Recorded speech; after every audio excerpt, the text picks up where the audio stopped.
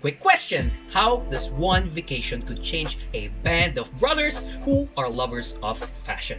These brothers, unlike their French neighbors Paul, Maurice, George, and Armand Marciano, wanted to live the American dream. Inspired by their European roots and their fascination of LA family vacations, the brothers would soon redefine what denim is to the world forever. They started making designs in the year 1981, and quickly, their initial designs such as the stone-washed slim-fit jeans won the hearts of many Americans. And believe it or not, within just a few hours, literally have they become a symbol of young and adventurous lifestyle, as their designs were sold out within the day. Within its first year in the US, Guess made it into every major US department store. Today, there are over 1,500 retail stores worldwide, ranging their products from collections for men, women, and children, also including accessories, handbags, jewelry, fragrances, eyewear, to even shoes, sandals, and timepieces.